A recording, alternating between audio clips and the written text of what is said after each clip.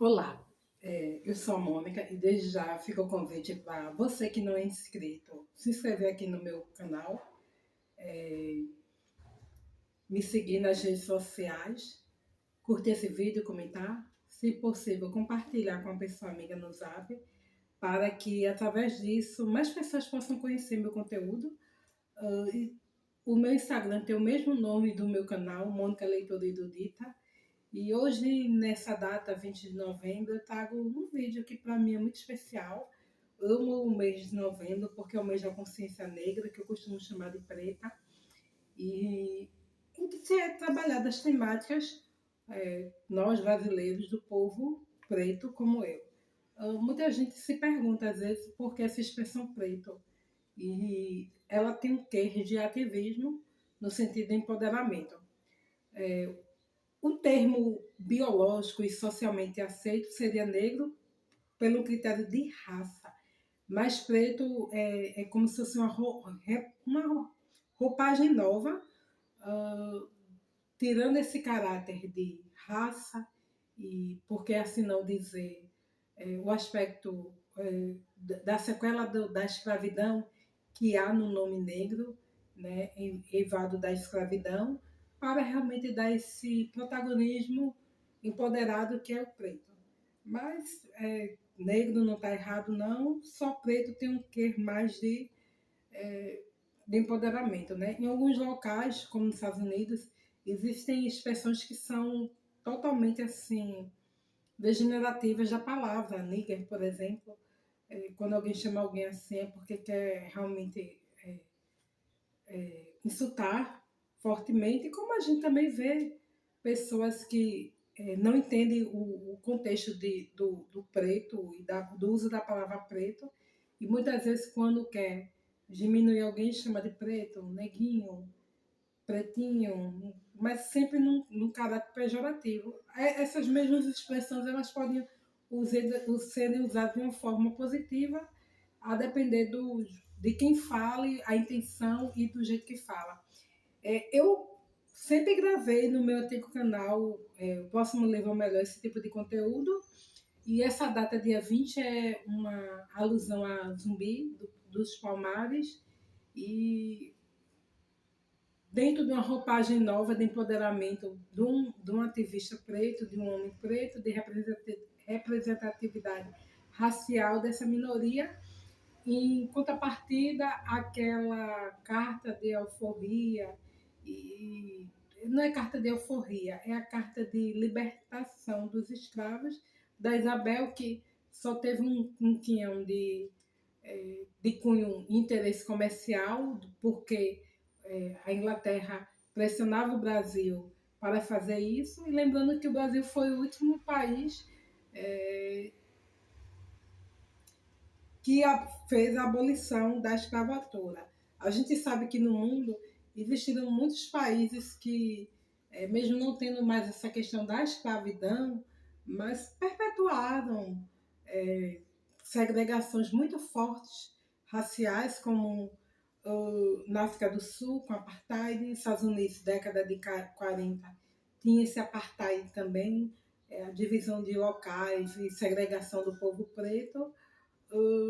Eu acho que na Austrália, não lembro, mas teve alguns países na década de 90 de colonização também que sofreram algumas brigas raciais muito fortes. Né? O Brasil, a gente costuma dizer que é um racismo velado. Alguns protagonistas pretos que estão na mídia, que têm influência e poder aquisitivo, muitas vezes se mostram como pessoas de uma total alienação racial, sem consciência racial nenhuma, pois e não estão errados em cobrar o respeito à raça, e no sentido de combater o racismo, mas também não tem consciência racial, porque nem entende aspectos de raça, não faz nada em prol dessa minoria e só se protege. Né? Eu não vou citar nomes, mas a gente conhece aí jogadores de futebol, por exemplo, que fazem isso. E é isso. Mas aí eu quero trazer já que é um canal literário, sugestão de leitura. E começo com esse aqui, As Tardes e Perdidos da História, Escravos, de Leandro Narlock. Esse livro eu li agora, terminei no início do mês, dia 1º de novembro, mas incluí ele como leitura de outubro, vai sair brevemente. Acredito que quando esse vídeo sair, dia 20, já vai ter saído as leituras de outubro. Aí eu quis incluir como leitura de outubro mesmo, mas gravei trecho de livro. E aqui ele vai falar sobre pretos no Brasil, mas diferente do que sempre a gente costuma ver, vai tratar figuras não tão conhecidas. E vai falar sobre negros que sofreram situações, negros que conseguiram também sua alforria, negros que conseguiram sua alforria e tinham negros escravos, submissos assim. Vai falar um pouquinho do Daomé, né? Eu acho que vocês conhecem, que é uma espécie de religião evada do voodoo, que tem elementos de religiosidade atrelados ao canibalismo, e é um livro bem interessante. Eu gostei porque o historiador é branco, mas não é um livro de ativismo, é um livro de teor histórico, mas eu gostei porque ele fez essa abordagem de trazer pessoas menos conhecidas. E é bom também isso, né? A gente vê, eu imagino que foi um trabalho muito pesquisa, documentacional, para achar essas figuras retratadas aqui. É um livro muito interessante, super recomendo. Eu peguei na biblioteca do Sesc Santa Amaro, Casa, aqui em Pernambuco, e super recomendo essa leitura. Uma outra leitura que eu quero sugestionar é esse aqui, bem conhecido, de Jefferson Tenório, O Avesso da Pele. Aqui a gente vai ver a história de um rapaz, o Pedro, que ele perde o pai, e aí ele vai procurar descobrir o que vem por trás dessa perda do seu pai, de sua morte. E aqui o Jefferson ele vai abordar de maneira sutil ou não tão sutil aspectos do racismo estrutural. Né? O racismo estrutural, para quem não sabe, vai mostrar aquela abordagem de práticas reiteradamente racistas que passam muitas vezes desapercebidos na sociedade e que as pessoas têm como comum. Eu lembro que anos atrás tinha um jornalista preto aqui em Pernambuco, ele era global no jornal regional, depois ele saiu, foi fazer intercâmbio no exterior, voltou e ele pediu a licença da emissora, voltou e não se adaptou de novo, saiu, tentou fazer coisas de rede social, mas acabou voltando para a mesma emissora, mas numa roupagem nacional, desse tipo de programa de empreendedorismo. E eu lembro que ele, aqui em Pernambuco, quando ele estava muito forte na TV, como âncora, né, um dos âncoras, ele disse que foi numa loja e a vendedora perguntou a ele o que é que ele fazia. E assim, pessoal, num estado em que a emissora de maior expoente, aquele menino era âncora. Ele nem era repórter de rua, ele era conhecido, muito conhecido, jovem, bem articulado, já tinha o quê? Pelo menos, eu acho que 10 anos na emissora, então ele era conhecido. Então eu sinto que ela quis desdenhar. Ele não a expôs, nem citou a loja, mas falou disso, gravou um videozinho e nas redes sociais.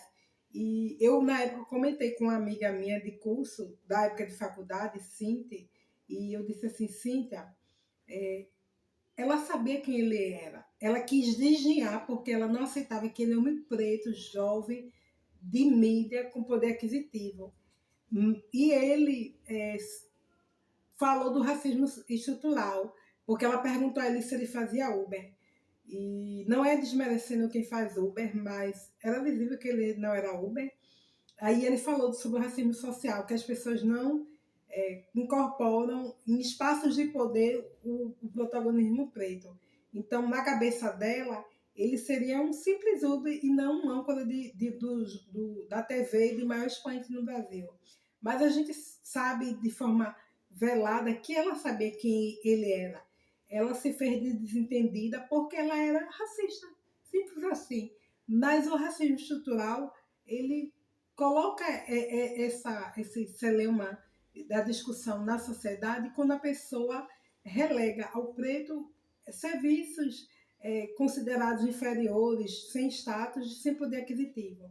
Então, a pessoa ofere ao papel do homem e da mulher preta serviços gerais, babá, pessoa de pouco estudo, e não aceita, e não entende, e não consegue ver aquela pessoa com doutorado, bilíngue, com um salário muito bom, empresário, um carro importado, e é mais ou menos isso. Então, Jefferson Tenório trata essas histórias dentro da história, né? Dentro da narrativa do menino Pedro. Um outro livro que eu acho sempre um soco no estômago, e se eu pudesse eu compraria outros livros dessa autora, eu compraria Cidinha da Silva. Cidinha da Silva mesmo assim, eu sei que já tem novas publicações desse livro, com outra capa, mas a hashtag é Pare de Nos Matar. E aqui é um livro de crônicas que vai trazer várias narrativas, mas eu vou citar só algumas para que vocês conheçam. E aqui eu quero falar da crônica de número 18, na Nigéria, 276 meninas sequestradas, 2.000 mortos em Baga, e o olhar do mundo fixado no atentado na França. Isso na época, chocou o mundo em abre aspas, porque, paralelo a isso, houve um atentado, não estou desmerecendo o atentado na França, mas assim, de algumas pessoas na França, mas teve muita visibilidade mundial. Mas essa morte das meninas, de quase 300, ou melhor, o sequestro, e essa morte de 2.000 pessoas passou praticamente imperceptível na mídia. E tem um outro aqui, a página 106, Chris Rock, o riso amarelo da plateia branca do Oscar, quando o Chris Rock, ele humorista, né, e ator estadunidense e diretor, ele apresentou a cerimônia do Oscar, mas não teve na época narrativas pretas, atores pretos, produtores, concorrendo. Então foi algo muito anacrônico, muito questionado. E a gente sabe que é isso mesmo que acontece. Aqui tem até uma dedicatória. Nessa época eu trabalhava no SESC, 2018. Fica aí essa dica. Qualquer coisa da Cidinha é muito bom. Quando eu voltar um dia trabalhar e eu tiver poder aquisitivo, comprarei outros livros dela. Aí quero citar da super premiada Alice Walker, A Terceira Vida de Grande Copland. Esse livro aqui é um soco também no estômago, porque aqui vai contar, é uma edição da TAG, na época foi até uma cortesia deles para mim. Aqui vai contar a história desse homem, que ele deixa a família, abandona e vai viver distante com a sua amante, mas ele vive algumas coisas. E aqui no sul dos Estados Unidos, tá bom? Na década de 40. E depois ele regressa para a família, e aqui a gente vai ver muitas violências que ele sofre, violências que ele também pratica na família, violências de outros parentes dentro da família. É um livro bem digesto, mas muito bom. Eu tenho vontade de ler outros livros da autora. A Cor Púrpura eu quero ler no próximo ano, pegando na biblioteca que eu imagino que tenha. Mas é isso. É um livro muito bom, assim. E aqui a Walker, ela mostra muito essa questão de como é visto o povo preto, a segregação, o conflito entre pretos e brancos estadunidenses, esse pavor e esse ódio que eles sentem mutuamente. É um livro que não acho que qualquer pessoa, assim, uma pessoa muito sensível, ela não vai lidar muito bem com essa narrativa, mas se você tiver estômago, vale super a pena. E para finalizar, eu quero sugestionar esse livro aqui. Eu até fiz uma marcaçãozinha. E eu não sou uma mulher. Aqui é uma pergunta que a autora ela faz, a Bell Hooks. Ela transcreve a fala da Sojourner, quando a Sojourner faz um discurso falando que, quando ela faz essa pergunta, ela fala que ela era tão forte ou mais forte do que um homem, então ela conseguia parir, ela conseguia cuidar da casa, ela conseguia trabalhar muito forte como escravizada, mesmo sendo uma mulher. E muitas vezes fazendo essa dupla jornada e tripla jornada, né? Casa, trabalho, vida. E ela coloca isso, eu não sou mulher, ou seja, é, essa esse imaginário de delicadeza que é oferida à mulher branca caucasiana não era oferida à mulher preta. Então ela não podia simplesmente dizer que não consegue por ser mulher, por ter menos força que um homem. Ela fazia tanto quanto ou até mais. E Berrux vai trazer, desculpa, muitas coisas aqui, muito análise do homem preto em relação ao branco, do branco em relação ao negro, as relações entre eles, as brigas, a escravidão, a questão do negro, da mulher negra que é ensinada a odiar o homem preto que também é ensinado a não valorizar a mulher negra, e a questão da violência do homem branco, do senhor, que ele inflige sobre a mulher, sua esposa, seus filhos brancos e sobre os seus funcionários, sobre os seus escravizados. E porque aquela mulher branca, muitas vezes, ela se rebelava contra a escrava que ali era sediada pelo seu proprietário, e ela coloca aquela mulher como um objeto de luxúria, de conflito, porque é uma mulher que está se oferecendo ao seu marido, quando na verdade não. É só uma mulher que está sendo abusada, que não pode fugir daquele assédio, mas a mulher branca, ela utiliza isso. Tem um filme que é baseado na história de Solomon, 12 anos de solidão. Eu até ganhei, tá aqui na estante. Eu pretendo ler no próximo ano. O Carol Vitor que me deu, acho, esse livro. Mas eu lembro que tem uma cena em que a mulher, ela com raiva da preta, que trabalhava dentro de casa e que eram as mais bonitas e as que eram mais assediadas pelo homem branco, e ela machuca muito aquela mulher e o homem fica lá, tá nem aí. E ela coloca aquela mulher como um objeto de luxúria no lar e de intriga e de conflito. E ela sabe que aquela mulher é vítima do seu marido, que ela não assedia, ela é assediada, ela é a vítima, mas ela se opõe assim porque ela tem no ânimo dela a vingança por ver o seu marido se deleitando com aquela mulher, e ela não pode se rebelar contra o marido.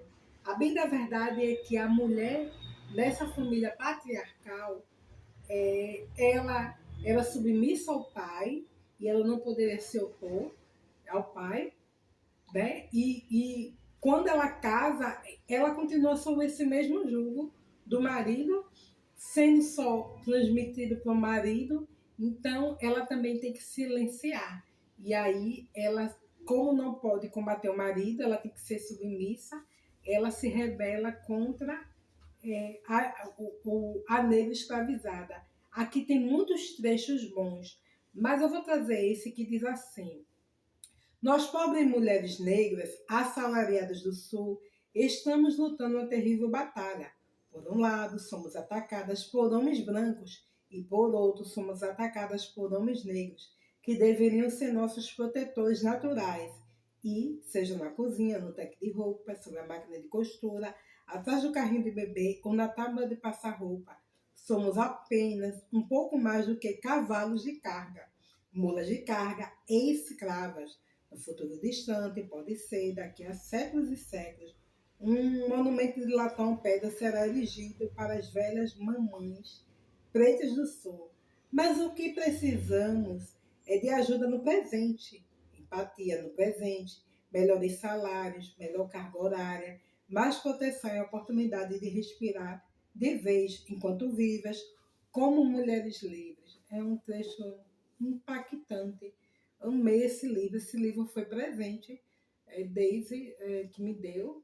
E tem um outro quando que também foi presente. Esse aqui foi Camila, do canal Qual o Próximo, que me deu de presente. E Bell Hooks, ela é maravilhosa. Queria eu ter a oportunidade de ler muitos mais outros livros dela, pois ela trata muito, destrincha muito bem. Para mim, eu acho que é a melhor autora. Claro que cada autor traz uma abordagem, mesmo quando geral, de A a Z sobre questões raciais, mas sempre alguém puxa mais para um detalhe específico. Mas para mim, Bell Hooks, ela é a perfeição na não ficção, porque ela trata, esmiuça, né, os detalhes dessas relações, né, de poder, porque são relações de poder. São esses livros, não sei se vocês conhecem, já leram, tem vontade de ler, leram outros livros que remetem a esse ativismo. Quem quiser comentar, pode ficar à vontade. E lembrando, gosto de frisar, não só hoje, dia 20 de novembro, mas todo dia é dia de preto. Até a próxima, pessoal. Obrigada.